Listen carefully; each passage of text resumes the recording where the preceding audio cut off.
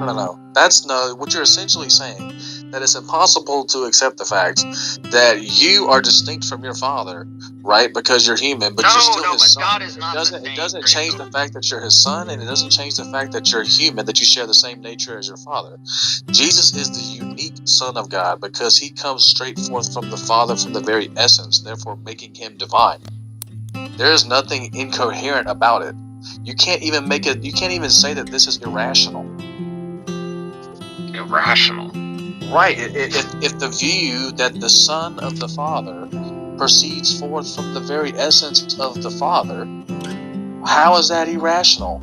Because you're the son of your father, and you come from the very essence of humanity, your father. Yeah, to even put Jesus God is the unique son. If Jesus is the unique son, there is nothing irrational to say that the eternal Son has came forth from the Father from eternity past, from everlasting, and they have been in eternal relationship and eternal fellowship.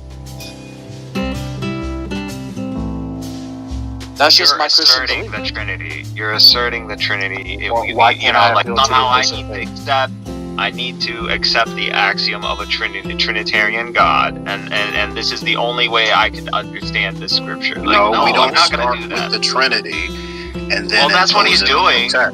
No, we're not. The Trinity is approximated in the writings of the text, in the expression of the text.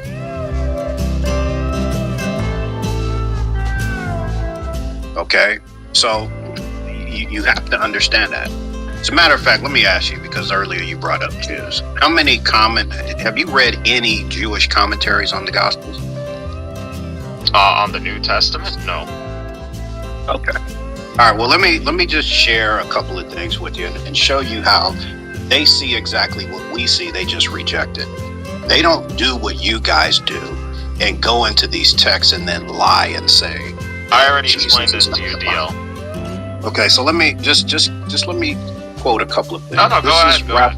This is Rabbi Daniel Boyarin in his book, The Jewish Gospels, the Story of the Jewish Christ. He says, the high priest, speaking of Jesus, chapter 14 of Mark when he's on trial. He says, the high priest clearly knows the terms Christ, Son of God, and Son of Man. He also perceives that when Jesus says, I am, he is declaring himself the one whose name is I am Yahweh himself. Exodus chapter 3, verse 14, as Yahweh revealed himself to Moses. Through all of these terms, Jesus is claiming some share of divinity, hence the charge of blasphemy. Rabbi Samuel Sandmel, in his book, A Jewish Understanding of the New Testament, page 130 and 132, he states, speaking of Mark, chapter 1, verses 1 through 3, just the introduction of Mark, he says, Mark begins with the formula, the beginning of the gospel of Jesus Christ, the Son of God. It must be borne in mind that Mark is not describing the career of a man, but the human career of a divine being. We are dealing then with the human career of an eternal being whose first coming was preparatory. His return is awaited. Once again, that's Rabbi, and I can go on and on. I can go to Tobias, Lax, all of these rabbis who have written commentaries on the Gospels clearly see that Jesus and the apostles are claiming that he is God. So, DL, you brought up this kind of argument before. So, and I've responded. It's not an argument; it's facts. It just shows that when rabbis who you always appeal to as having the correct interpretation of these messianic passages, they clearly see. This is why they reject Jesus, because he's claiming to be God, and it's borne out in their writings.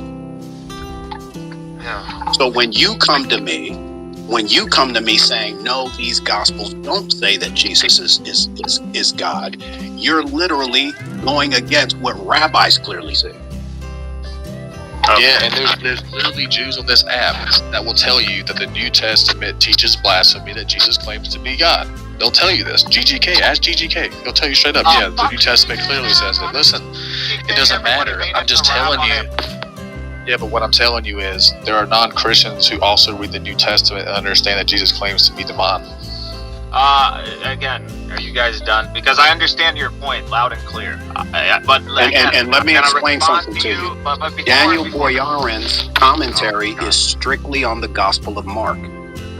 He even says in his introduction, he believes that Mark teaches that Jesus is divine.